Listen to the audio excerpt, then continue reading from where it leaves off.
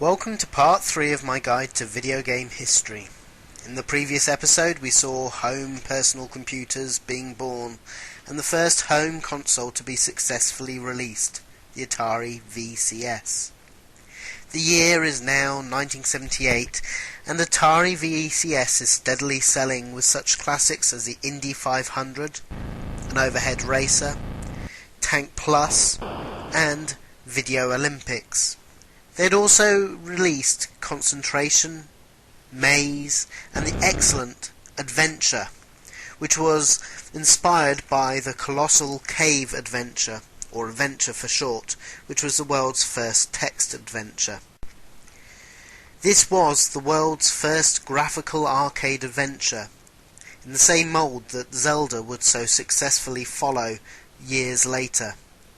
But also it's the first game to have an Easter egg in it.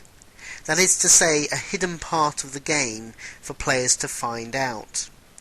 OK, it only had the initials of the person who wrote the game, that's Warren Robinett, but it still was a first. The reason Warren had done the Easter egg was because he was becoming frustrated at Atari's policy of no individual credit on a game, even for the people who invented it. Therefore, this was his way of sticking two fingers up at Atari by still putting his name on his masterpiece, somehow.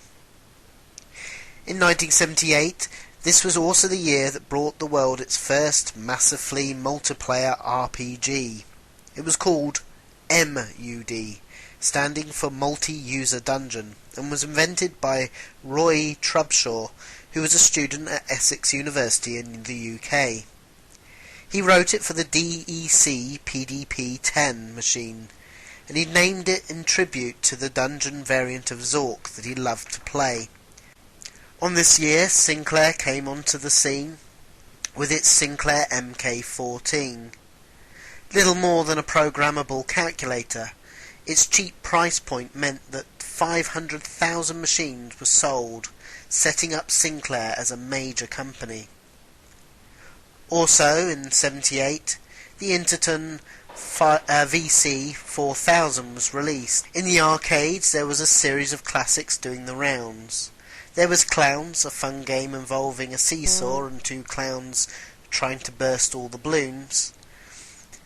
And also Atari Football, the first American football game released for a video game. Atari was ahead of the game. But that was all about to change because in 1978 from Japan, a game invaded the world, taking everybody by storm. So much so that in America they actually ran out of quarters. That game was called Space Invaders.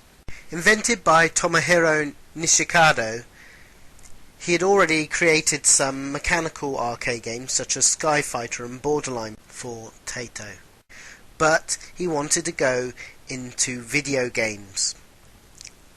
The initial concept came from the game Breakout, which was huge in Japan at the time in 1976, and it inspired him to go into video gaming himself. Not wanting to do a clone though, he decided to turn the ball into a bullet and the bat into a ship, as he felt that the destroying of blocks was the fun bit of Breakout. In development of the game, he originally had humans as the blocks to be destroyed, but his boss felt that shooting humans would be wrong. So, Nishikado thought to replace them with monsters instead, determining them space monsters when he'd heard of the success of a certain film that had been huge in 1977, called Star Wars. Not seeing the film, however, he instead based the game on space monsters in those that were in H.G. Wells' The War of the Worlds. The game became hugely popular, causing a flurry of addictiveness not seen since Pong. What was worse, Atari's rival, Midway, had got there first with the licensing deal, and was happily rolling it out to arcades across the world. In the best spirit of if you can't beat them, join them, Atari arranged for their own license to release it on their home console, the VCS. And very nice it was too, offering a couple of variants to the game and playing like its arcade parent, even if it didn't quite look like it. Naturally, in 1979, arcades suddenly filled with space-themed games, as they all tried to grab a piece of the action. Notable games was Namco's Galaxian, which took Space Invaders concept further by having attack waves. Also this year in the arcades, Atari made a technical breakthrough with Lunar Lander. The game wasn't a massive success, being a little too sedate for your usual arcade game. It involved you having to land a lunar craft on the moon. Historically though, this game is notable as it's the first game to use vector graphics in the arcade. Atari took what they'd learned from Lunar Lander and used the vector graphics again.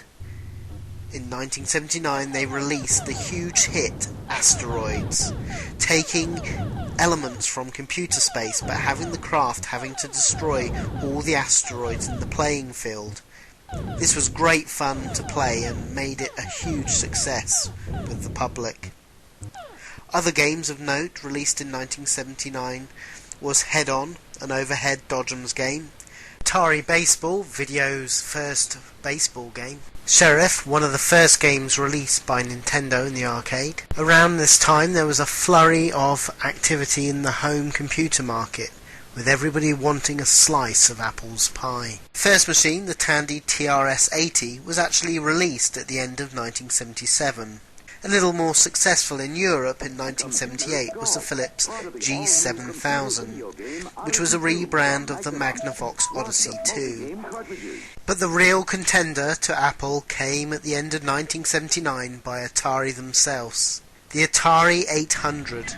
The machine had a keyboard, but also took cartridges under a cunningly hid flap. It would be this machine that would inspire so many home programmers of the time, and it had some truly excellent games released on it, such as Doug Neubauer's 3D Space Odyssey called Star Raider, the strategy game Archon, released in 1983, and also Mule, released around this time by Dan Buntons. Atari also released the Atari 400. This was intended to be an introduction PC, being cheaper, with only 8K of RAM and with a membrane keyboard. In late 1978, all was not well in Atari. There was a mutiny going on. You see, the people writing the games for Atari and making all this money for them were sick of not getting any recognition, both openly to the public and financially. Things were made worse when marketing in Atari sent out a memo detailing the money made on each of the games sold. Marketing had intended the memo to show what sort of games they should continue to make moving forwards. But for 4 game developers at Atari, it showed them that they were responsible for 60% of Atari's entire sales, and at only earning 30k per person each year, they had made Atari $60 million on that year alone. Those 4 guys was Alan Miller, David Crane, Larry Kaplan and Bob Whitewall, who had made such classics as Canyon Bomber, Air-Sea Battle for Atari. After initial attempts to talk to high management in Atari about getting recognition and getting bonuses related to their game successes, they were told that they were no more important than the guy who boxes up the games for shipment, and that they were prima donnas.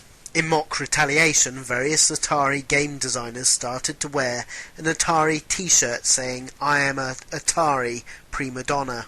So, in June 1979, the cream of Atari's game designers met Jim Levy, a record industry executive who'd already formulated a plan for a third-party video game publisher, and he just needed good game designers to make it happen. On the 1st of October 1979, a new company was formed called Activision, a name by Jim to ensure that the name appeared before Atari on alphabetical listings. The world's first third-party developer and publisher was born, and would go on to make some of the best games on the Atari VCS, such as Pitfall, Kaboom, River Raider, and also Freeway. Well, thanks for listening to part 3 of the video game history. So, with the 70s drawing to an end, and the 80s just around the corner, What would the 80s bring to video gaming? Well, to begin with, it would be its next big breakthrough. He's yellow, he's round, and he likes to eat a lot. So until next time, guys, see you later in part 4.